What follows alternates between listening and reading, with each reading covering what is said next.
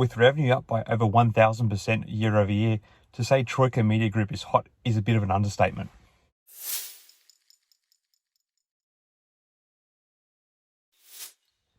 Hi again, everyone. I hope you're all doing really well. So this one's a little bit new on my radar, but I have done a bit of digging around because there's a lot of talk around this stock, that company being Troika Media Group, ticker symbol TRKA.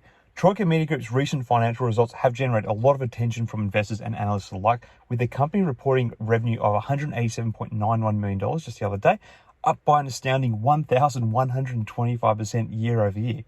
Anyway, this significant increase in revenue was primarily driven by the acquisition of Converge, which accounted for 96% of the revenue the company made.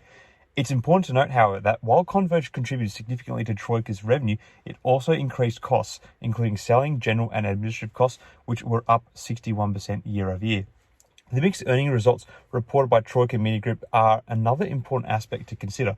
The company's earnings before interest, tax, deductions and amortization, or EBITDA, came in at $1.03 million, up from a loss of $5.74 million a year ago, which is certainly a positive development. Adjusted EBITDA also showed improvement, rising $4.95 million from a loss of $4.58 million year over year, thanks in part to the increase in revenue and gross margin from Converge. However, the net loss increased to $9.58 million from $6.24 million, indicating that the company still has some challenges to overcome.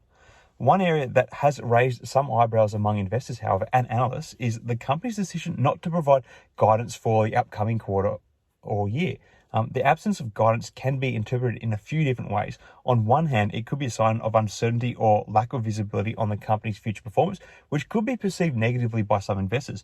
On the other hand, there could be a valid reason why a company decides not to provide guidance, such as ongoing business transformation or market volatility.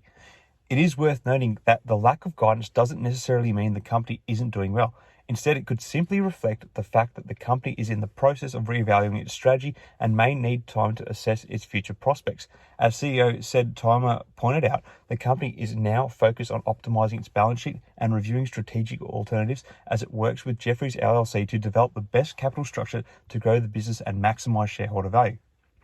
In light of the mixed earnings results and the lack of guidance, it's important for investors to take a balanced approach when evaluating Troika Media's future prospects. While the company's revenue growth is certainly impressive, it's important to keep in mind that this growth was largely driven by the acquisition of Converge. The company still faces challenges in terms of managing costs and achieving profitability. Additionally, the lack of guidance may cause some investors to take a cautious approach to the stock. At the same time, it's worth knowing that Troika Media Group is still up over 400% to date in terms of share price value, which suggests that investors remain bullish on the company's prospects. This may be due in part to the company's focus on developing its owned and operated internal brands, which CFO Eric Nydrick noted had contributed to the continued growth in revenue. If the company can continue to build on this growth and also manage significant costs effectively, it could be well positioned to deliver strong returns for investors in years to come.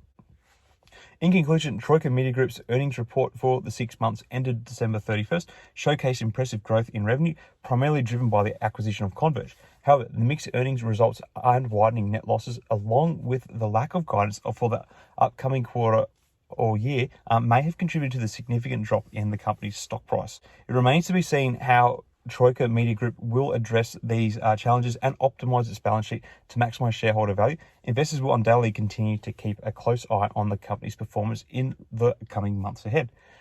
What are your thoughts on all this? Do you think Troika Media is actually going to be able to properly fix up their balance sheet in 2023? Or do you think there's still going to be some ongoing problems with adjusting and trying to get to a positive gross profit margin? Let me know your thoughts in the comments below. Until next time, everyone, may the markets trade in your favor. Cheers.